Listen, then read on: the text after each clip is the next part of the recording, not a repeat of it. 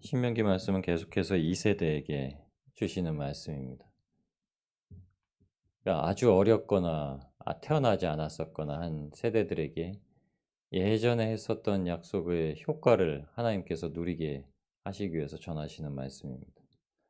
아브라함에게 주셨던 약속의 말씀이 저와 여러분에게 허락이 된 것이고, 아담에게 주셨던 약속의 말씀이 저와 여러분에게 허락이 된 것이고, 그리고 오늘 모세를 통하여서 시내산 언약 40년 전에 그들의 아버지가 받았던, 그리고 지금 이제 들어가야 될 여호수아 갈렙 외에는 그 약속을 직접 대면하여서 그 놀라운 일들을 바라보지 못했던 사람들에게조차도 그 말씀이 이제 허용되었다라고 하시는 것입니다. 저와 여러분에게 하나님께서 첫 번째로 주시는 말씀 1절 말씀입니다. 호렙에서 이스라엘 자손과 세우신 언약 외에, 이렇게 말씀하시죠. 첨약입니다. 첨약. 예전부터 있었던 하나님의 말씀의 복의 약속은 없어지는 것이 아니라 거기에 더하여지는 겁니다. 산상수훈에서 예수님께서 5장에 마태복음 5장에서 7장까지의 말씀을 주시면 그걸 이제 강화 말씀이라고 하거든요. 율법을 강화하신 말씀. 살인하지 말라고 하는 걸 들었거니와 나는 너희에게 말하노니 미워하는 자마다 살인하는 자라. 남의 형제인 눈 속에 있는 티끌은 보지 말고 내 눈 속에 있는 들보를 봐라. 그러니까 모든 말씀을 예수님께서 어떻게 하시냐면 더 크게 만드세요. 예, 그리스도인들에게는 말씀을 세상 가운데 살아가는데 이 죄책이라는 게 세상 사람들은 대못을 박아야만 고통을 느낀다면 그리스도인들은 조그만 가시에 찔려도 불편함을 느끼게 하시는 것이 바로 주님의 복의 약속에 참여하는 자입니다. 실질적으로 예수님께서 언급하시는 것은 죄에 대해서 굉장히 많이 언급하시고 죄를 인식하라고 많이 언급을 하시고 십자가 때문에 그렇습니다. 저와 여러분 그리고 세상에 있는 모든 사람들이 다 죄인이기 때문에 죄의 언급을 그렇게 하시고 죄가 있는 것을 깨달아라. 우리가 잘하는 오류는 뭐냐면요. 난 잘하고 있다라는 거예요. 난 잘하고 있다. 근데 주변에서 잘하고 있다 하시면 듣는 건 참 맞습니다. 근데 우리 편에서 생각하면, 내 편에서 생각하면 난 좀 주님 앞에 더 힘을 내야 돼. 이 사고가 그리스도인의 사고입니다. 남에게 하나님께서 허락하신 것이 그럼 남에게 과연 그 영향력이 있고 남에게 유익을 끼치는 자. 주님께서 우리를 구원하셨을 땐 두 가지 방편이죠. 나는 복이 되고 내가 복이 받으면 복의 통로로서 유익한 존재가 되는 것입니다. 세상 가운데 일하실 때도 열심히 일하시고 유익한 존재가 되시는 게 바로 여러분이시죠. 그래서 약속을 하신 겁니다. 이 언약 외에. 이스라엘 자손과 세우신 언약 외에 여호와께서 모세에게 명령하셔서 모압 땅에서 세우신 언약의 말씀. 시내산은 광야에 나와서 이제 한 3개월쯤 지나서 도착했던 광야 한가운데 있는 곳이었다면 모압 땅은 이제 요단강을 사이에 두고 들어가야 될 천국 땅, 약속의 땅, 가나안 땅 바로 맞은편에 들어있는 곳입니다. 그러니까 모압 땅은 어떻게 표현되냐면 세상에서 건진받아 나왔잖아요. 이스라엘 백성을 애굽에서 그냥 세상이라는 곳에서 죄악이 많은 세상에서 출애굽시키신 곳에서 건져내셔서 가나안 땅으로 들어가야 되는데 그리스도인들이 새롭게 지내는 땅입니다. 새롭게 지내는 세상이에요. 그리스도인들은 절대 애국같이 못 지냅니다. 그러니까 불가마에서 고기 굽는 것이 즐겁고 부추와 마늘을 먹는 것이 즐거웠던 세대는 끝이 났습니다. 그래서 오늘 말씀에 주님께서 5절 6절에 해주시는 말씀이에요.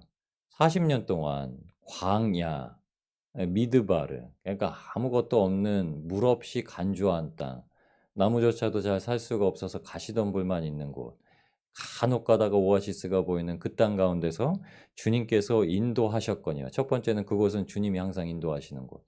애굽에서는 이스라엘 백성들이 하나님의 인도 없이도 잘 살 수 있다라고 여기는 곳입니다. 그리스도인들이 하나님 없이도 잘 살 수 있다고 여기는 곳이 그냥 이 세상을 디디고 사는 곳이고 하나님 없이는 못 삽니다 하면 이 세상이 이제 광야로 바뀌는 겁니다. 그러면 이제 하나님이 인도하시는 거죠. 이 세상이 내가 소유할 수 있는 것이 아무것도 없는 곳입니다라고 하나님 앞에 고백될 때 우리가 살아가는 세상이 이제 애굽이 아니라 광야가 되는 겁니다. 똑같은 공간인데 바뀌어 버리는 거예요. 왜냐면 하나님께서 그 좁은 땅, 그 광야 얼마 안 됩니다. 그냥 질러 가면은 가나안까지 넘어가는데 긴 시간이 소요가 안 돼요. 근데 광야를 유리하게 하셨던 이유가 신명기 8 장에 보시면 하나님께서 하시는 말씀이 여호와 나를 알게 하려. 하나님을 아시도록 만드시기 위해서 광야 땅을 뺑뺑뺑뺑 40년 동안, 40년이면요 철 들고 나오면 지천명입니다. 지천명. 이제 철 들 때예요. 그때까지 뺑뺑뺑뺑 돌리신 겁니다. 그리고 나서 하나님께서 하시는 말씀이 그 40년 동안의 기간 동안 너희가 보았던 것이 무엇이냐. 하나님이 우리를 보호하신다는 겁니다. 하나님은 보호하신 하나님. 이 땅 가운데서 모든 일을 마주하더라도 그 옷이 낡아지지 아니하고, 우리가 흔히 알기로는 옷이 낡아지지 아니하고 신이 헤어지지 아니하고 이렇게 생각하시잖아요. 더 중요한 게 무엇이냐면 몸의 옷, 발의 신입니다. 옷이 중요하고 신이 중요한 게 아니라 그것이 붙어있는 곳을 하나님께서 언급하시는 거예요. 몸의 옷, 발의 신. 몸의 옷이 낡아지지 아니하였고 너희 발의 신이 헤어지지 아니하였으며. 똑같은 소리입니다. 똑같은 말씀하시는 거예요.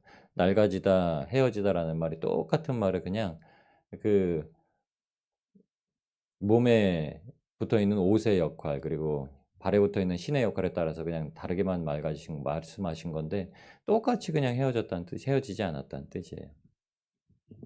몸을 보호하는 옷이 절대 헤어지지 아니하였고 발을 보호하는 신이 절대 헤어지지 아니하였다.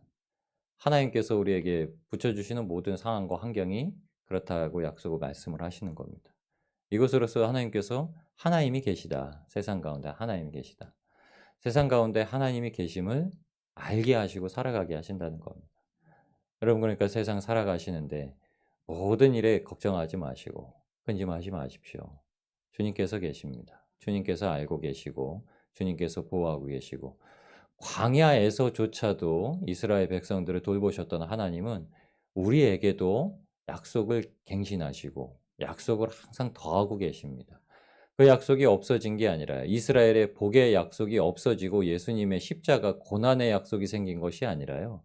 예수님의 십자가의 약속은 복의 약속과 더불어 그것이 얼마만큼 더 크게 확장되는가를 말씀해 주신 겁니다. 여러분, 유념하지 마시고 걱정하지 마시고 예수 그리스도의 십자가를 의지하셔서 세상 가운데 세상의 방법이 아니라 하나님의 약속의 말씀을 들고 살아가시는 복된 저와 여러분이 되시길 소망합니다. 첫 번째는 하나님을 알게 하시고, 두 번째는 6절 말씀이에요.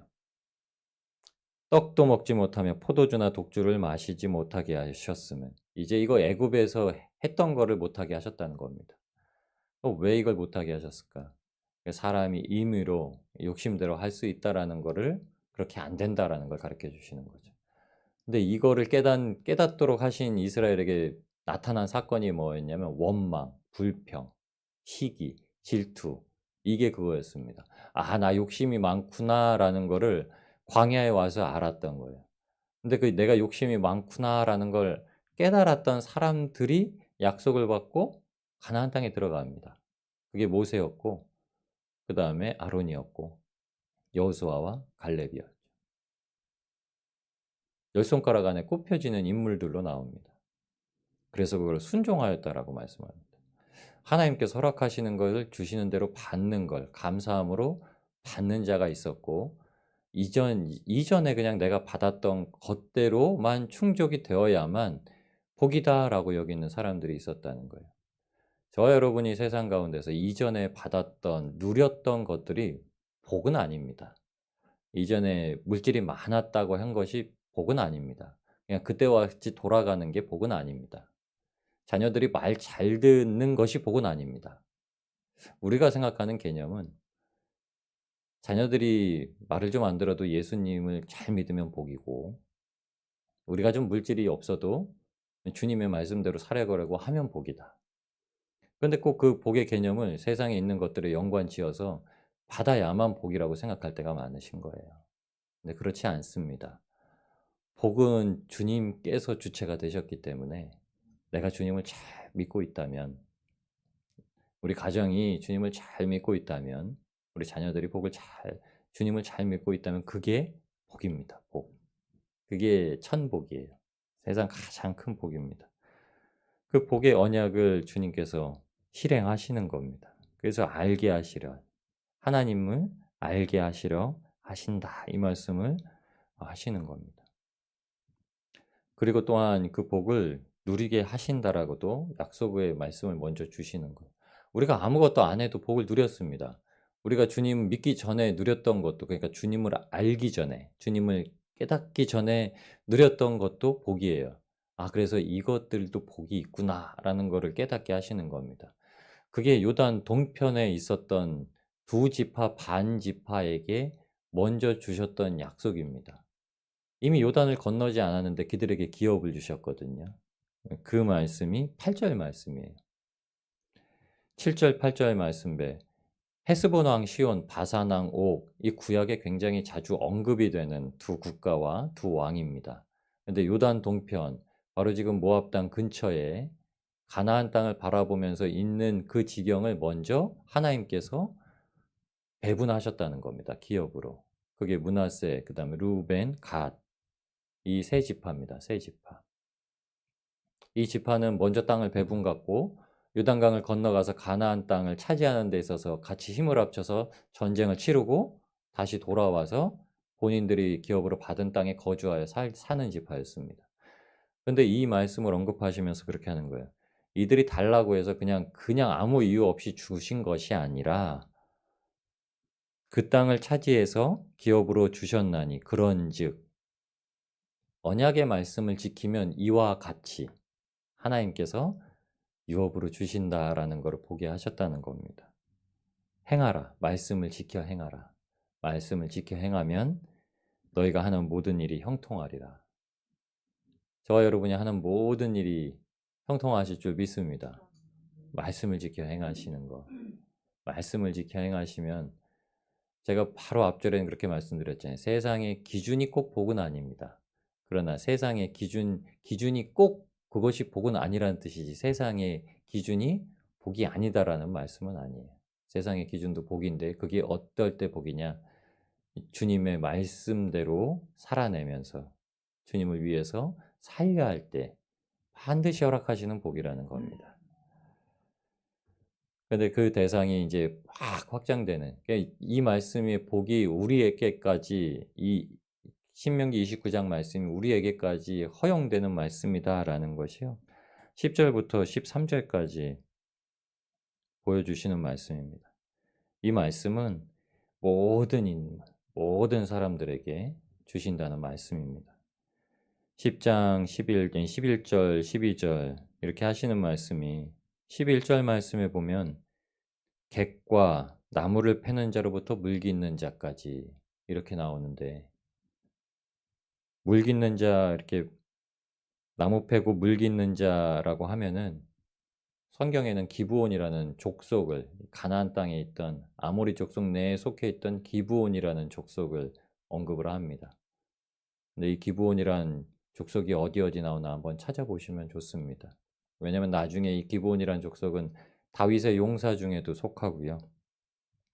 하나님의 복의 약속, 그리고 성전을 재건할 때도 기브온 족속 중에 돌아온 포로에서 귀환한 자들이 있다라고 계속 언급을 합니다. 기브온 족속은 모세와 이스라엘 백성들이 광야에 있을 때 그들을 속이고서 복의 언약에 참여한 자들입니다. 기브온 족속이라는 걸 거기다 적어두시고 한번 쭉 찾아보시면 좋습니다. 저도 어제 그 말씀 정리하다 기브온 족속 찾는 데만 한참 걸렸어요. 이것저것 찾아보다. 왜냐면 우리는 아무것도 아니거든요. 근데 신기한 거예요. 그 기브온 족속이 성경 안에서 그렇게 얘기합니다. 막 옷을 막 비벼가지고 낡아지게 한 다음에 입고요. 떡을 밖에다가 날 더운데 둬가지고 상하게 하고요. 그걸 광줄에 담아가지고 신발도 막 돌에다가 문대가지고 낡아지게 하고서 신고서 막 찾아와서 우리 아주 멀리서 왔습니다라고 우리랑 조약을 맺으시죠. 그래요. 나중에 이스라엘 백성들이 속은 걸 알았지만 하나님 앞에 맹세했기 때문에 약속을 지킵니다. 우리가 신앙생활 하는 것도 그렇습니다. 우리가 하나님의 말씀을 다 알아서 지킬 수는 없다라고 말씀드렸잖아요. 근데 그냥 기록된 대로 지키는 겁니다. 조금 못 믿겠어도 지키는 거예요. 그게 바로 기브온 족속 같은 겁니다. 복의 언약에 참여하는 거예요. 안 될 것 같아도 지키는 것이 중요한 이유는 그렇게 행하는 것을 하나님은 보시고 미워하신다는 거예요. 진짜 기뻐하시고 이쁘게 여기신다라고 하시는 겁니다. 하나님께서 그와 같이 어린아이와 같이 주님의 약속에 참여하라고 하는 자에게는 천국이 그들의 것이라고 약속의 말씀을 주셨습니다. 오늘도 우리가 아이들처럼 선생님이 하시는 말씀은 꼭 들어야 되는 것처럼, 저 옛날에 그랬거든요. 숙제 안 해가면은 진짜 초등학교 때면 큰일 나는 줄 알았어요. 숙제 꼬박꼬박 해갔거든요. 중학교 가니까 좀 덜해지더라고요. 요새는 숙제도 안 내준대요. 안 해오니까. 그것 같이 어렸을 때는 선생님의 말도 법이고 부모님의 말도 법이고, 그 이유가 어린아이들이 천국에 들어가는 이유입니다. 그 세대와 맞게 하시는, 우리가 그와 같이 하나님의 말씀에 순종하여서 13절의 말씀과 같이 우리를 오늘 세우셔서 오늘 은혜의 날이라고 말씀하십니다.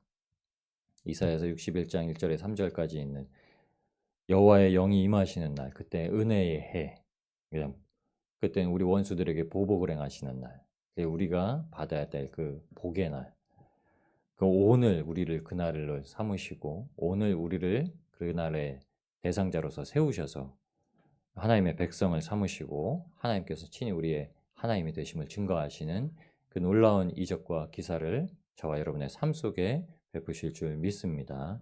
주님을 신뢰하시고 오늘도 힘있게 걸어가시는 복된 하루가 되시길 주님의 이름으로 축원합니다.